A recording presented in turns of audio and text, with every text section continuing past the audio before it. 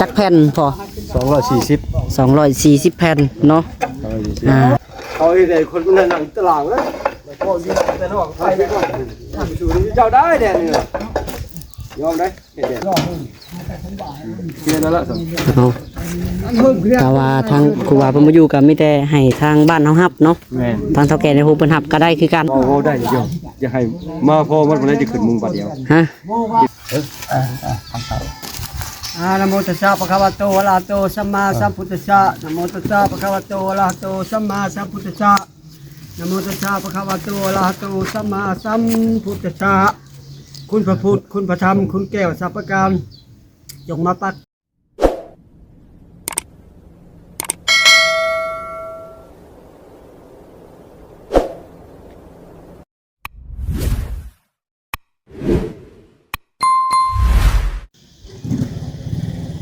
เอากราบสบายดีทักทายสบายดีเนาะมีแม่ FC เบิร์ดสุขูสู่คนพี่น้องเอ้ยพบพ่อกับท่านน้องหลาอีกคือเก่าคือเดิมเนาะเพิ่มเติมก็คือเนาะมาอยู่ที่วัดวาอาหามบ้านเฮาคือเก่าเด้อมื้อนี้พี่น้องเอ้ยก็คือนี่ก็เป็นทางปัจจัยเนาะมีทางผู้หลักผู้ใหญ่ใจศรัทธาอีกแล้วพี่น้องเอ้ยซื้อสิแพ็คเข้ามาเติมเนาะวัดศรีบุญเฮืองบ้านพ้นสว่างเนาะเมืองอุทุพรแขวงสวรรณเขตพี่น้องเอ้ยเอาจังไดก็ได้เนาะเขามาเบิ่งน้ำกันพี่น้องเอ้ยผู้มีใจศรัทธาในมื้อนี้พี่น้องเอ้ยก็มีทางผู้หลักผู้ใหญ่อยู่ทางต่างประเทศเนาะหรือว่าอยู่ผู้แหละออสเตรเลียพี่น้องเนาะทางประเทศออสเตรเลียก็เพิ่นมีชื่อนามว่าเนาะแม่อ้อยกับทางแม่นางเพิ่นพี่น้องเอ้ยนี่เด้มื้อนี้เพิ่นได้แผ่ปัจจัยกันมาช่วยเหลือวัดบ้านเฮาเนาะมาขายที่รถเอามาขายที่รถเป็น10แพ็คพี่น้องเอ้ยนี่ทำกันรถใน2ล้าน5คอย5เซนเจ้า5เซนผู้5เซนเอามาขายนี่รถ5เซน5เซนบ่ว่าบ้านคอยพุ่นบ่ว่าหญ้าสบายดีทั้งพ่อยังก็ยากนะบุญยพ่อนะเจ้าดูเจ้าเก่งเป็นไงกำลังใจเนี่ยนี่เดี๋ยวนัดเอ็มร้อยบาทเลยเอ็มร้อยป่ะเอ็มร้อยโอ้ใจยังอ่อนลอยป่ะแล้วเอาล่ะเพียนน้อยเท่าแก่ในโฮมในบ้านป่ะทางเท่าแก่เพิ่นซื้อพี่น้องซื้อเพิ่นเห็นชิแบกมานั่นดีใจป่ะดีใจเข้ามาตื่นอีกได้เนาะก็จับเอาก่อนฮะก็จับเอาก่อนครับบ่กินจับไว้กีฬาดิบ่กินโอ้ยยังน้อยอยู่กินเลยบ่ได้เอาไว้ให้ผู้ใหญ่มันกินรถบ่อยากดอกเฮานะโอ้เท่าแก่ในโฮมมันก็มาอยู่บ่ให้ตกใจนะเอาลงเลยว่าเรื่องบุญคอยมากตัวแล้วโดมเต็มที่ว่าเรื่องบุญเนาะมันยังอยู่ใกล้บ่เดียวเอาพุ่นบ่เอาวางไว้อยู่นี่ก็ได้โอ้คนไปพุ่นแล้วพุ่นเขาบอกมันยากนะเวลาตัดไม้ตัดตอกอย่ามันตกใส่นะเบาบ่เอาลงนี่รถลงนี่แหละมันห่มอย่าเวลาตัดไม้ตัดตอกมันกิ่งมาใส่เด้แตกเด้ใช่ก็ลงมันยังข้าวสารกับมีป่ะจ๊ะข้าวสารไฟข้าวสารของมันนี่เจ้าข้างนี่นะเอาเลยมีเอาเรื่องเงินมาดีไปเลยแต่เอาอยู่คนละสาขาเลยเด้อคนละขาเอาเอาตันไม่ได้บ้านเฮาแกะเรื่องขึ้นเลยขวาบ่ขึ้นนะขอโจมนะขึ้นมาโลดตัวนั่นแหละอยู่คนละข้างเลยทางน้องหลากับทางพ่อเนาะอยู่เจ้าแก้วเลิกยางดำเลยทางครอบครัวพี่น้องเลยเป็นต่างหน้าให้กับทางผู้หลักผู้ใหญ่เพิ่นเนาะพี่คนนี้ก็แกะบดจอดเอาโตเต็งไว้ได้มันนั่นก็เป็นเต็งกลางแตกนี่ครับนี่น้ำนี่น้ำละบางอย่างนี่ตามนี่นะจับอันที่2บ่2เนาะ2 3ก็ได้จักแผ่นพอ240แผ่นเนาะนั่นแหละพี่น้องถามแล้วก็ถามอีกเพราะว่านี่ก็เป็นคลิปที่2เนาะ ตอนนั้นเป็นคลิปน้ำมันเพราะว่าอันนี้ก็เป็นคลิปที่สองยันว่าครูเป็นบ่ฮู้เนาะเลยถามอีกพี่น้องเลย ว่าจะลงวินรถ 240แผ่นเนาะ ยืนให้ชุมยืน อ้าว เอาบังเวลามันแตกกัน โอ้จะมันตกบ่แม่นแน่เนาะ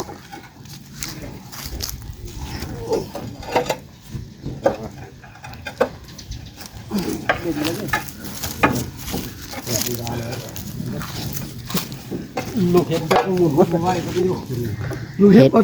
ว่าเห็นว่าข่าวเนาะอ๋ออยู่อันเวียงจันทน์พี่น้องนครหลวงเวียงจันทน์เนาะทางเวียงจันทน์เฮาพี่น้องเอ้ย ไปเองต้องไป โอ้ยมาเก็บตกใส่พี่น้องว่าหลังคามุนเบิดทางใดก็ได้เนาะ โอ้ยเนี่ยจังเห็นยันเจ็บมัน โคตรโคว่ะปีนี้บ่เคยเห็นก็เห็นพี่น้องปีนี้เนาะเป็นเบิดทุกอย่างอหย่างก็ได้ ไม่เยอะ ทางน้ำหมอกน้ำมันวิชาก็เกิดขึ้นมารวมในปีนี้พี่น้องเอ้ย แต่ชอบคนกันยังขี้แล้วนี่ เจ้ายังวันก็5 คนพอปุ๊บนะโอ้ยใหญ่ๆเลยไหมมันจะเร็ว ได้แล้วพี่น้องเอ้ยเนาะ240แผ่นเนาะ กันว่าที่ได้เงินได้คำอยู่บ่มีทำเฮ็ดนี่ก็ได้เนาะพอได้อยู่ การเฮ็ดนี่ได้เนาะ บอกเฮ็ดเอาบุญกันแน่นึงไหมเฮ็ดแบบเต็มใจ เฮ็ดยังจะเฮ็ดได้ คันเฮ็ดของบุญเฮาแบบว่าเรื่องค้าเนาะ ถึงบ่ มันได้ว่าเรื่องค้าบ้านนี่อันนี้เราเฮ็ดทำบุญนี่ บุญหมดช่วยคนก็ได้บุญเฮ็ดลูกคนก็ได้บุญ เฮ็ดอยู่ใส่ก็ได้เบิดคือกัน เคยทำทั้งนั้นสองมันอันหนึงศึกษาก็มัน เริ่มหนักขึ้นบ่แผ่นละ4โลเว้ยพี่น้องหนักเติบเด้ ก็มีไม่ กันมันกับรถกระท่อนเนาะรถกระท่อน ไม่ของผมโอ้สีดำสีขาวแล้วสีแพงตัว200เนาะมันว่าค่อยสิมาประกอบ200ไปอย่ามาเลยพอพุ่มอย่าคนพาควายมันโอ้ทำไมเนี่ยโอ้เอาว่ะเห็นมันได้ แต่กระทาเนาะ อีตามใจศรัทธา เขาจะมาข่าว เพิ่นสิให้หลายให้น้อยก็รับเอาเบิด เอาใจข้าเขาเนี่ยว่าจะสั่งชุด300มาได้เลย มาน้องหลากะวางกล้องก่อนพี่น้องเอ้ยเดี๋ยวขนซอยเพิ่นก่อนขนน้ำกันก่อนยังบ่พอเท่าไหร่ ยัง300ซาวยังนักอยู่ แค่ไหน ต้องหาล้านอยู่เลย แค่ตั้งรถตั้งล่างข้ามก็นี่3,000ได้มาอีก5ล้านพอเลยไปทั้งรถกว่าแล้ว15 16 7มาแล้วในรถทั้งรถเลยของรถกันมันนั่นเป็นดูน้อยว่าจุกเอารถสเก็ตใช่ไหมนี่แล้วอุ๊บอยู่โอ้ย ยัดอย่างมาอยู่เนาะมื้อนี้ก็ได้เนาะ มีบ่น้ำมันดิ จะได้ยืม นี่นะสิเนาะ จะได้จุ่มรถ ไปส่งเพิ่นน่ะ จะได้จุ่มรถกระจาย อยู่บ้านอยู่ลงไปส่งให้น่ะก้าวสุกลงบันไดเลยโอ้ว่ะค่าเกาหลีว่ะสิเนาะลงนี้น้ำมัน ใช้บ่คือเย็นในโทรศัพท์ไม่ได้ส่งให้ประเทศอื่นส่งให้ประเทศลาว อ้าวมันก็ต้องพอ มันขนาดนี้เนาะ มันข้างเลี้ยงโอ้ย สิเนาะชาวบ้านก็ได้ ข้างเลี้ยงมันบอกว่าไม่ได้ส่งให้ประเทศอื่นส่งให้ประเทศลาวประเทศละมันโลไปเลยล่ะ ในบ้านเขาก็ได้ขายนั่นก็เบิดแล้วเขาว่าบ่มีนะครับชื่อใจก็บ่ดีมาแต่สิโนเนาะ อาจเป็น100นึงบ่บ่ได้เป็น10080เด้อหมด ขาละ40บาทขาละ ได้กันเป็น80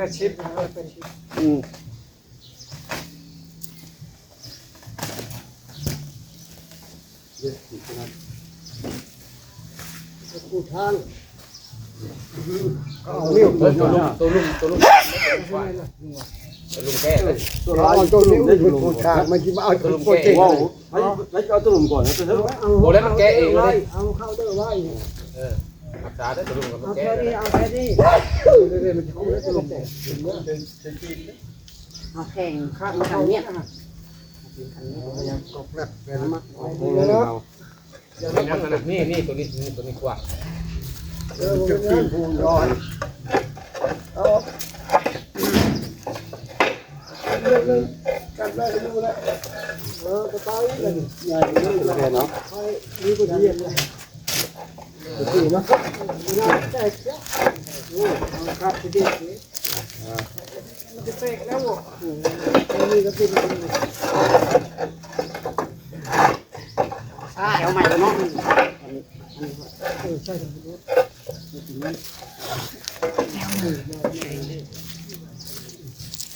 ได้เป็นจูแล้วแตก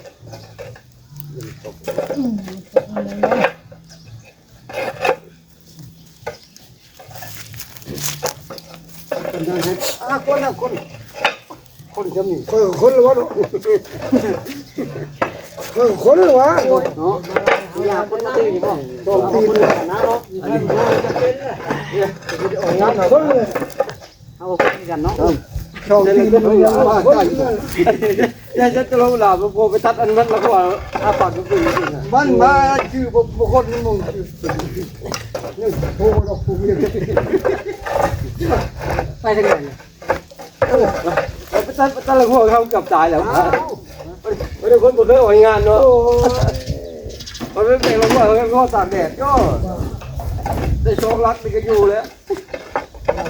ยันหันใจชี้พ่อชี้แม่ไปจังว่านี่เล็กคนบุคคลเห็นเมื่อยแล้วรู้ลึก เครื่องให้มือนะ มันเคยใช้มาเข้าไปเข้านี่ตากแดดตากคนไปไม่ได้อยู่ โอ้ข่อยสู่แดดบ่ได้เนาะ เอาก็ได้อยู่ ไหวเด้ไม่จำนี่บ่เห็นเรียกวานเลยเขาเฮ็ดได้คนมันนั่งตารางแล้วพอยิงแต่นอกไปก่อนทำสู่นี่เจ้าได้แดดนี่ยอมได้เฮ็ดแดด ได้หมดคนก็ได้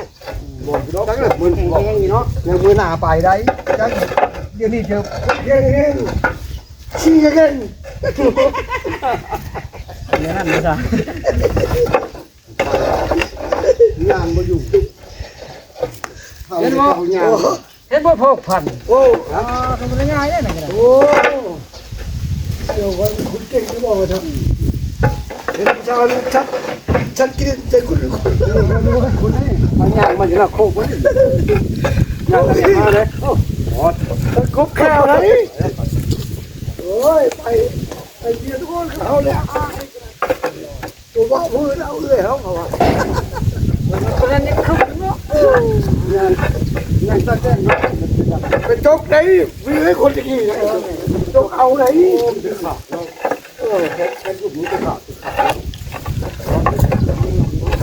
ผู้สาวที่จกไหนมือไหนนี่มือไหนครับบ้านแล้วก็เอาไปจกไอ้จกก็โอ้ยมือขด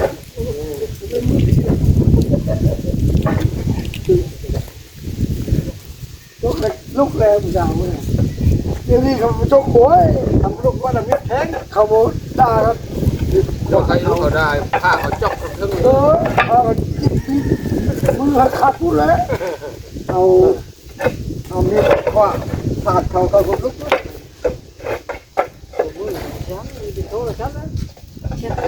แต่พอจงใส่ชื่อ มาเลย ยันมันเคย เอาหมูจะบริโภคเลยเจ้า ชุ่มพริกแล้วป้องแต่เป้านั่นเขาว่า มันเคยได้เด็กแต่ละคนตากแดด โอ้ลบจะละหัวหมดเลยเขาจะเลี้ยวเลยไหนมันแม่บุญนปฏิภาณเลยโอ้ยยกเปรี้ยวเลยชิโร่จะอยู่เลย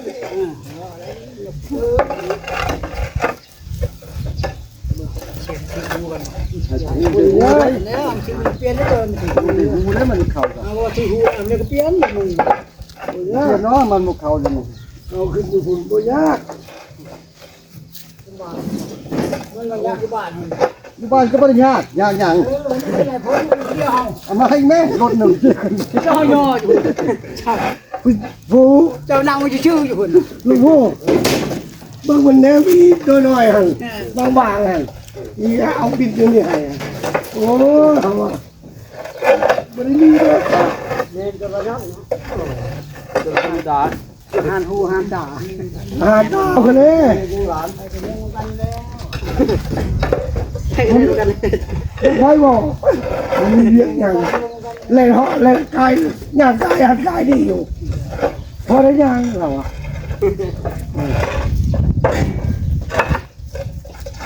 เรียกหยาบเขาเรียกเขา เรียกเราพอได้ยังเนาะ ได้ยังแตกดีคนทำเนาะ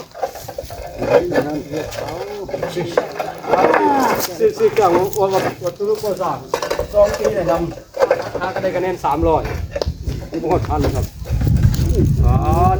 หมดบ่รู้คะแนนข่อยนะฮะได้300บ่โหดดอกนี่ ปวดร้อน บ่ขึ้นให้จักดีขาไปที่เขา9-10ล้านแล้วไปจักเอาซื้อเครื่องนะเอาได้300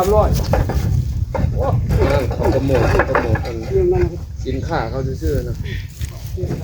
เอาเท่านั้นไม่ได้เอาเงินสดหายอะไร10,000 20,000พอได้ซื้อน้ำกินเอาตัวได้ครับ เฮ็ดทำนี่ที่บุคามาบุเหยียบแล้วเป็นญาติ กูตายหรอก ก็ตายดอกโอ้ถึงเงิน กูตายหรอก รักโอ้โหเลยก่อนได้ เจ้า บอลเขาจะไปแล้วลูกดินี่ ก่อนได้ข่าวชิ ลงบอลเนี่ย ก่อนได้ข่าวโตหนึ่งนักจมนี่โตหนึ่งมันจมไม่ใส่ ลงมา นักจมเลยนักโตนั่นเลยคือนัก เรีย ข่าว บร้อยบานนี้ เขาจะย่อยบน เงินว่าการเฮ็ดทุกอย่างเนี่ยบ่เป็นใช้ทางบ่ คักพี่น้องเลยเนาะ240แผ่น เก็บบ่ทุกอย่าง มาฮอดปัดบ้านเฮาแล้วพี่น้องเลยป่านนี้ กระตุกเอามาลูกแม่ เก็บเงินมาเนี่ย กระตุกว่านงาเพิ่นได้เดี๋ยวเฮาไปส่งมาดอกลงมาแล้ว ลงมาเนี่ยชม จงยังให้เราไปเอา หัวกับมือเปิดสอง เราเอามาส่งก็เด้อเราอ่ะ นี่เราจะไปชุมมันกับเวทกันแรงเนาะแม่แต่ชื่อจะ เราดีใจ เราแล้วเขาก็จะนี่ไปชงเห่าเขาจะตายแล้วจะโง่จะมึงโอ้ยเขาอันมาแล้วเนี่ย เขาฟิตไว้แล้ว ใช่บอกว่าไม่ได้โชว์ให้ประเทศอื่นนอกจงให้จำเป็นแล้ว พวกเขาเอาไปทางแบงมาบ้านเขาลงรถเขาไม่ได้ตายล่ะ แต่ซังยังมีปั๊มหนึ่ง ไอ้ช่างกันน่ะก็เบิดแล้วไอ้ช่างก็สิเบิดมื้อนี้บ่จัก หมดแล้วอ่อนลงมาแล้ว เบิดแล้วคนหุ่มปานนั้นแหละคนหุ่มแต่เช้าเนาะเขาก็ได้ อันนี้มันชื่อว่ามีปั๊มได้เปิด ในบ้านเดือเฮาก็ปิดเนาะบ่มีล่ะ ก็ยังไปชูได้เป็นไรได้เพิ่มมันเนาะ บ่เฮาจ่ายแล้วบ่ได้น่ะบ่เป็นหยังเฮาจ่ายแล้วบ่เป็นหยังเงินของทางแม่อ้อยเพิ่นคือเก่านี่ก็ได้เฮาจ่ายก็ได้บ่เป็นหยังเอารถค่าน้ำมัน เอาไว้ ฮะ เอาเลิกก็เอาไว้ระเบาใส่ไปมื้อหน้า เอาไว้ให้นาบ่าวก็ได้เอาไว้ให้เจ้ารถ ก็เจ้ามึงจงจงจะรอเจ็บ มาถ่ายรูปในบัตรให้เพิ่นเพิ่นถ่ายรูปนะ แม่ ตรงนี้บ่นี่เลยเนาะ เอามาถ่ายรูปให้เพิ่นเบิ่งในบัตรนึงวางนี่แหละวางนี่แหละวางนี่แหละถ่ายอยู่ดอกให้เพิ่นยืน มาถ่ายรูป มาบ่ายลูกมาถ่ายรูปให้คนบ่ มี ก่อน นั่นเลยมีบ่าวเพิ่นมีแต่ก็เอา เฒ่าแก่เพิ่นบ่ ตัวแก่ อ๋อบ่เป็นหยังเฒ่าแก่ก็ได้ เอาลูกเชื่อเดียวเขาได้ ฮะ เอา อยู่พุ่นก็ได้ เอาซีแพ็คอยู่น่ะเอา เอออยู่พุ่นแล้วก็อยู่ข้างนี้อยู่ข้างอยู่ข้างนี้นะพุ่นนึง ไปแม่คำก่อนเจ้า ไปด้วยโอเค อยู่น่ะอยู่ก่อน เอาแม่คำก่อนบัง ได้ก็กำกร เด้อ1 2 ไม่ได้มันลงมา มาสาพี่น้องเอ้ย เยื่อไปหุ่นเลย โอเคมัน กลางนี่เป็น จุ่มลงก่อนมันสูงกว่าหมู่เนาะ มันไปทอกันยัดปีนหัวไปทอกันนี่ มันเงี่ยมันติงน่ะ มันเงียงอยู่เนาะ นี่นี่เป็นมาถือกันนี่ตีไปนี่ โอ้ เขาเชื่อมาถือกันเขาเชื่อไปทางนั้นไหน ตัวพิษตัวถือกันแล้วเนาะ ไม่ยังรู้กำลงกำมัน มันสูง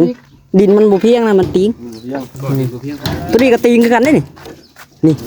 อย่างนี้ อยู่แล้วเนาะมันมีตัวครึ่งเลย พวกพี่ก็จะรอดเลย อ เคลียร์แล้วล่ะ เอาแต่ว่าทางครูบาเพิ่นบ่อยู่ก็มีแต่ให้ทางบ้านเฮารับเนาะ แม่ ทางเฒ่าแก่ในฮู้เพิ่นรับก็ได้คือกันพี่น้องเอ้ยมันก็สิสะดวกสบายยังอีกเท่าไหร่บ่พอ 320แผ่น 320แผ่น ตกเป็นเงิน5ล้าน อ๋อ มัน5ล้านแล้วทั้งเขาข้างล่างก็ โดยล้าน 320แผ่นเนาะ ทางบ้านทางเฟรมพอ ว่าได้เดียวจะให้มาพ่อมัดบ่ได้จะขึ้นมุงบัดเดียว ฮะ สิได้มาพ่อมัดบ่แล้ว แม่นๆเนาะมีแต่ เพราะ ว่า ว่าเขาขึ้นได้เฮ็ดเลยเดี๋ยวฮุบเขามาเฮ็ดเลยมันให้มันแล้วเลย อืม ปาสิก่อน มีแต่ว่าให้ทางเฒ่าแก่เพิ่นเนาะแผ่ทางบ้านเขาตื่นบิ๊กถ้าว่าบ่พอก็ทางผู้ใหญ่เพิ่นก็ช่วยได้หลายเติบแล้วเด้ให้ทางเฒ่าแก่ในโฮมเพิ่นแผ่ทางบ้านนี่เนาะเข้ามาตื่มโฮมกัน เอ้ามีแต่ว่าบัดนี้หาบ่ได้บ่หนึงไผเป็นผู้รับกะมาอวยชัยให้พรในทางผู้หลักผู้ใหญ่เพิ่นก่อนเนาะ ได้วันน่ะอาจสิรถไปแล้ว เพิ่นกินน้ำบ่ มาหับ มารับอวยชัยให้พรในเพิ่นแล้วเนาะ นี่แหละมาห่มไปแล้วกัน อยู่โฮมเพิ่นแหละปะ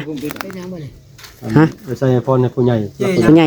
อัน ต่อแม่อ้อยกับแม่นาง แม่อ้อยแม่นางมาเข้าไม่ถวยบ่เข้าบ่มาเข้าน้ำเพิ่นเข้ามาโรตะรองเจ้า นะโมตัสสะภะคะวะโตอะระหะโตสัมมาสัมพุทธัสสะนะโมตัสสะภะคะวะโตอะระหะโตสัมมาสัมพุทธัสสะนะโมตัสสะภะคะวะโตอะระหะโตสัมมาสัมพุทธัสสะคุณพระพุทธคุณพระธรรมคุณแก้วสรรพการจงมาปักกุมงุมหัวเด้ออันนี้เนาะเจยังนี่ แม่อ้อย แม่อ้อย กับแม่นาง กับแม่ กับ นา แม่ ง นางเนาะ อยู่ทางต่างประเทศ ผู้ค้านี้พร้อมเท่าพร้อมแก่ได้ฮับชีแพกมือวันที่23นี้ก็200แทนนับตัวนี้ต่อไปให้อยู่ดีมีแห้งเนาะความเจ็บอย่าได้ความไข้อย่ามีนับตัวนี้ต่อไปพร้อมครอบพร้อมครัวสร้างลูกปลุกขึ้นเด้อเงินกีบให้ไหลมาเด้อเงินเลยละไหลเข้าตื่นมื้อเช้าให้มาเจ้านับแต่เงินแต่ค้ำให้มาเจ้าโชคเจ้ามานให้ได้กินได้ทานน้ำอ้ายน้ำน้องเนาะน้ำเท่าน้ำแก่อายุมันคนยืนคนยืนเสียลงไปแล้วเจ้า โอเคบัดนี้เนาะ แม่เดินเงินมาเนี่ย เนาะ มากินข้าวลาบกินข้าวเดียวกินกับบางอย่าง เดี๋ยวนี้ไปเอาผมมาใส่ไว้กันเบิ่งเอาดอกไป เอายังขาดอีก300ปลายพี่น้องเอ้ยเนาะยังบ่พอเดี๋ยวก็ให้ทางเฒ่าแก่เพิ่นแหละเนาะแผ่น้ำบ้านเพิ่นได้เนาะแผ่น้ำบ้านน้ำเมืองเพิ่นเข้ามาเติมจังไดก็ให้มันพอถ้ามันพอบัดเดียวแล้วก็สิขึ้นไปมุงบัดเดียวให้มันแล้วเลยเนาะเอาจังไดก็โอเคสำหรับคลิปนี้ก็สิขอตัวไปก่อนพี่น้องเนาะเอาจังไดก็อยู่ดีมีแฮงเด้อสุขทุกคนพี่น้องเด้อขอขอบคุณใจหลายๆเด้อทางแม่อ้อยเนาะกับแม่นางเนาะที่ซื้อสิแพ็คเข้ามาวัดบ้านพลสว่างเนาะหรือว่าวัดเสียบุญเทืองพี่น้องเอ้ยเอาจังไดก็ขอขอบคุณใจหลายๆทางแม่อ้อยกับแม่นางให้เพิ่นทั้งสองท่านอยู่ดีมีแฮงสุขกายสบายใจให้มีแต่ความสุขความเจริญในหน้าที่การงานเนาะความเจ็บบ่อยได้ความไข่บ่อยมีปรารถนาสิ่งใดก็ขอให้ได้ดังสมพรปรารถนาเด้อสาธุพี่น้องแล้วสำหรับคลิปนี้ก็จะขอตัวไปก่อนพี่น้องเอาบ๊ายบายสบายดี ลูกสาวหันเรียนบุกอีกทีกับ